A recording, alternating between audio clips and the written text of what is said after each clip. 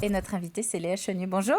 Bonjour Caroline. Vous êtes chef de projet chez Lifeo, qui est une entreprise qui a été lancée il y a quelques mois maintenant, voire même quelques années. On vous fait revenir. L'an dernier, vous étiez venu présenter la première édition de la semaine de la mise en mouvement. Et manifestement, ça s'est très bien passé puisqu'il y a une deuxième édition qui s'annonce. Exactement. Du coup, on a lancé la semaine de la mise en mouvement donc l'année dernière sur une idée de donner envie aux gens de bouger, de faire bouger sa vie, ses projets, ses rêves. À la rentrée, parce que souvent la rentrée, c'est un moment après les vacances où on prend le temps de penser à soi et de se dire quelle activité je vais faire, quel projet j'ai envie de faire. Donc c'est un bon moment pour penser à soi. Et puis au vu des résultats, l'année dernière, on a eu des très belles rencontres, des super partenaires, des beaux déclics, des belles impulsions. On ne pouvait que recommencer cette année. C'était le bon moment d'ailleurs finalement, l'année dernière, parce qu'on était en fin de période Covid. Tout le monde avait envie un petit peu de bousculer son quotidien.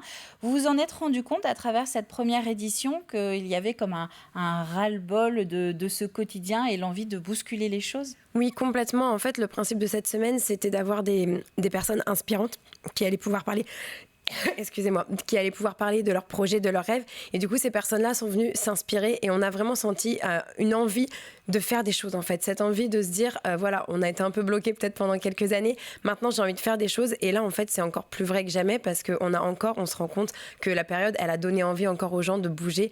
Et là, on se rend compte qu'il y a plein de gens qui ont plein de projets. Donc, je suis sûre que cette édition va être un beau déclic pour plein de personnes. Très concrètement, d'ailleurs, à l'issue de la première édition, vous avez des témoignages des gens qui ont osé mettre un coup de pied dans la fourmilière? Oui, du coup, je vois que vous passez la vidéo, donc il y a plein d'exemples. On a plein d'exemples des personnes qui ont, par exemple, osé demander une rupture conventionnelle et changer de vie, d'autres personnes qui se remettent dans un projet immobilier, des personnes qui n'osaient pas, en fait, franchir le petit cap et qui se sont dit si, finalement, je vais le faire. Parce qu'en fait, d'écouter des témoignages de gens qui l'ont fait, des fois, il manque vraiment pas grand-chose, en fait, pour avancer et pour se lancer. Et quelque chose qui a été très fort et moi, qui m'a donné vraiment des frissons, c'est qu'en fait, à chaque fin d'atelier, after work, masterclass que vous voulez, on a ce fameux mur des rêves. Et en fait, chaque personne écrit son rêve, ceux qui en ont envie, bien sûr. Et en fait, ça a déclenché plein de choses, des pleurs de joie, des waouh. En fait, le fait de l'écrire, c'est déjà un peu lui donner vie.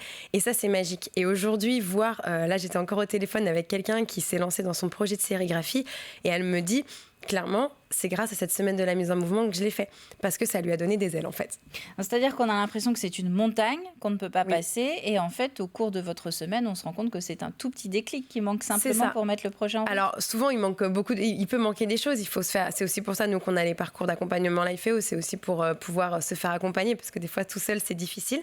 Mais il y a des personnes qui, seules, se rendent compte que c'est possible, et qui manquent juste, comme vous venez de le dire, ce tout petit déclic qui va permettre de se dire, si eux, ils l'ont fait, pourquoi pas moi? Et c'est vraiment ça le message. Alors vous, est-ce que vous avez osé faire des changements sur cette deuxième édition? Oui, on a osé faire des changements sur cette deuxième édition. Donc la semaine de la mise en mouvement, c'est des ateliers, des after-work, des masterclass, donc avec différents thèmes. Par exemple, vous allez retrouver oser la reconversion, oser rêver grand, concilier vie pro, vie perso. Donc ça, c'est le cœur de la semaine. Vaste sujet. Voilà. Il y a plein de sujets, je ne vais pas tous vous les dire, vous retrouverez la billetterie en ligne. Et dans les nouveautés de cette année, on a un appel à rêves. Donc j'invite tous les Vendéens et même tous les Français à pouvoir déposer leurs rêves en ligne. En fait, l'idée, c'est de déposer son rêve, son projet, son idée.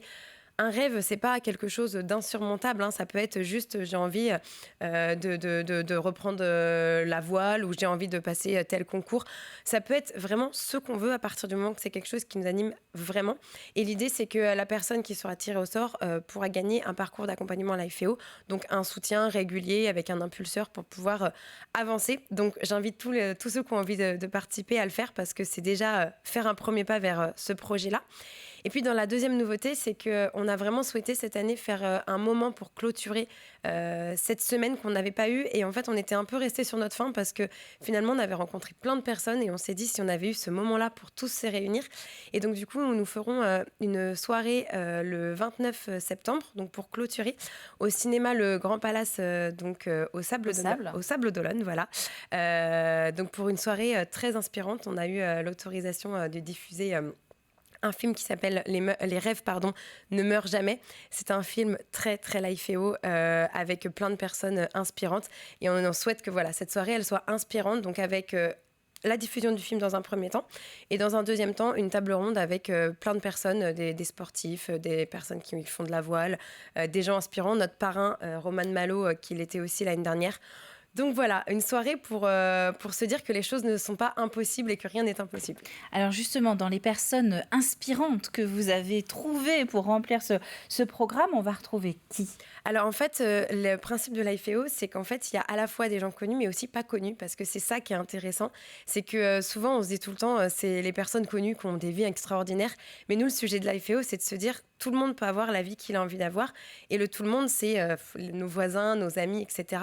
Donc dedans, on va avoir des personnes, des personnes qui, justement, concilient leur vie pro et leur vie perso, avec des témoignages très différents, parce que personne ne la concilie de la même façon, et c'est ça qui va être intéressant. On va avoir des personnes durant la soirée, donc comme je vous le disais, Roman Malo, vous vous souvenez peut-être de lui. C'est quelqu'un qui a eu beaucoup de difficultés, qui est devenu orphelin l'année dernière en Vendée, qui a écrit un bouquin qui sort vient de sortir, là, le 28 septembre, juste avant. Donc du coup, il sera là pour dédicacer. On a des sportifs de haut niveau et plein de personnes inspirantes qui vont venir parler justement de eux, comment ils se mettent en mouvement et comment ils vont au bout de leur projet. Mais alors, est-ce que ça veut dire qu'on est entouré finalement de personnes inspirantes aussi ? Complètement. Ça se trouve facilement ? Oui, en fait, on est tous inspirants. En fait, on ne se rend pas compte, et c'est ça qui est génial pendant la semaine de la mise en mouvement, c'est que souvent on a l'impression que, et c'est vraiment concret, que les gens ils se disent mais moi je suis pas inspirant, ou moi je fais rien d'incroyable, et en fait c'est ça qui est fou, c'est que les gens ils arrivent, ils se disent mais moi je suis quelqu'un de normal entre guillemets, et ils repartent en se disant mais si, en fait j'ai fait ça, j'ai fait ci, et c'est ça qu'on aime à l'IFEO, c'est de mettre en valeur les gens et de vous dire vous voyez, vous pouvez le faire, et si vous avez envie et que vous voyez que les autres peuvent le faire, ça peut vous donner l'impulsion. Et il y a quelques points avec les reportages de TV Vendée, parce que c'est vrai qu'au final, souvent, les gens ne se rendent pas compte qu'un événement dans une vie peut intéresser, et peut être assez représentatif et inspiré. Vous, qu'est-ce qui vous... On sent que vous êtes animé par votre projet. Qu'est-ce qui va justement vous animer ? Et est-ce que vous avez eu à un moment... ce choix à faire, d'oser changer les choses ou de continuer une routine ? Oui, tous les jours, en fait, en travaillant à l'IFEO, on n'a pas le choix que de se mettre en mouvement. C'est notre quotidien. Parfois, c'est pas évident, mais moi, de travailler à l'IFEO, ça me donne la force justement d'avancer dans mes projets, quels qu'ils soient. Tout à l'heure, on parlait de n'importe quel projet, mais ça va de, comme vous le savez, j'ai créé une association de comédie musicale quand j'avais 14 ans. Là, je viens de construire une maison. Honnêtement, je pensais pas que c'était un projet difficile. C'était hyper compliqué, et en fait, je me suis appliqué vraiment la méthode l'IFEO pour aller au bout. Sur un plus petit niveau, j'ai toujours rêvé de me mettre au surf. J'habite à la mer, je faisais que de procrastiner, j'avais aucune raison de pas le faire. C'est vraiment la méthode l'IFEO de me dire allez, je vais découper le projet, je vais commencer par prendre des cours, je vais commencer par m'acheter une combi, des trucs tout bêtes, mais qui font que tu avances, et des toutes petites choses comme ça, en fait ça fait du bien dans le quotidien. Donc oui, moi en fait ce qui m'anime, c'est d'aller au bout de mes envies, de mes projets aussi. Donc là, pour commencer à prendre de bonnes habitudes, c'est déjà de noter les dates de la semaine de la mise en mouvement. Vous avez eu la transition. C'est du 22 au 29 septembre, oui. C'est ça. Il y a déjà donc le concours, on le rappelle, qui est ouvert. On peut poster son rêve et son projet. Oui, alors on a déjà plusieurs personnes qui ont commencé. Donc postez votre rêve en ligne, tentez votre chance. Et puis regardez le programme en ligne sur www.lifeo.com.